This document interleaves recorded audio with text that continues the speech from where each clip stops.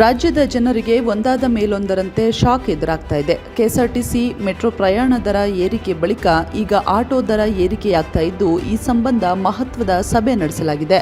March ಅಂತ್ಯದೊಳಗೆ auto ದರ ಏರಿಕೆಯಾಗುವ ಸಾಧ್ಯತೆ ಇದ್ದು, ದರ ಹೆಚ್ಚಳ ಮಾಡೋದಕ್ಕೆ ಸಕಲ ಸಿದ್ಧತೆಗಳು ನಡೀತಾ ಇದೆ. ಸಂಚಾರ ಪೂರ್ವ ವಿಭಾಗದ ಉಪ ಪೊಲೀಸ್ ಆಯುಕ್ತರು ಹಾಗೂ ಆಟೋ ಸಂಘಟನೆಗಳ ನೇತೃತ್ವದಲ್ಲಿ ಸಭೆ ಮಾಡಲಾಗಿದೆ. ಪ್ರತಿಯೊಂದು ಕಿಲೋಮೀಟರ್ಗೆ 5 ರೂಪಾಯಿ ಏರಿಕೆ ಮಾಡಬೇಕು ಹಾಗೂ ಮಿನಿಮಮ್ ಮೀಟರ್ ಚಾರ್ಜ್ ಬೆಲೆಯನ್ನ 10 ರೂಪಾಯಿಗೆ ಏರಿಸುವಂತೆ ಆಟೋ ಸಂಘಟನೆಗಳು ಪ್ರಸ್ತಾವನೆ ಸಲ್ಲಿಸಿವೆ.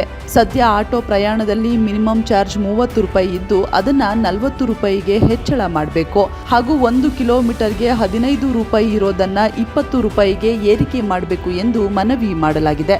ಈ ಹಿಂದೆಯೂ ಕೂಡ ಸಾಕಷ್ಟು ಬಾರಿ ಆಟೋ ದರ ಏರಿಕೆ ಮಾಡೋದಕ್ಕೆ ಆಟೋ ಸಂಘಟನೆಗಳು ಮುಂದಾಗಿದ್ವು. ಆದರೆ ಕಾರಣಾಂತರಗಳಿಂದ ಮುಂದೂಡಲಾಗಿತ್ತು.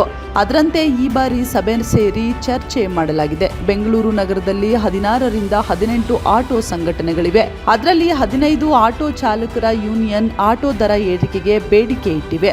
ಆದರೆ ಅಧಿಕಾರಿಗಳು ಆಟೋ ಸಂಘಟನೆಗಳಿಗೆ 1 ವಾರ ಕಾಲಾವಕಾಶ ನೀಡಿದ್ದಾರೆ. ಬೆಲೆ ಏರಿಕೆ ಬಗ್ಗೆ ಮತ್ತೊಮ್ಮೆ ಚರ್ಚೆ ಮಾಡಿ ತಿಳಿಸಿ ಎಂದು ಹೇಳಿ ಕಳಿಸಿದ್ದಾರೆ.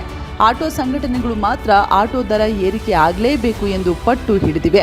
ಸದ್ಯ ರಾಜ್ಯದಲ್ಲಿ ಅಧಿವೇಶನ ನಡೆಯುತ್ತಿದ್ದು, ಅಧಿವೇಶನ ಮುಗಿದ ಬಳಿಕ ಆಟೋ ದರ ಏರಿಕೆಯಾಗುವ ಎಲ್ಲ ಸಾಧ್ಯತೆ ಇದೆ.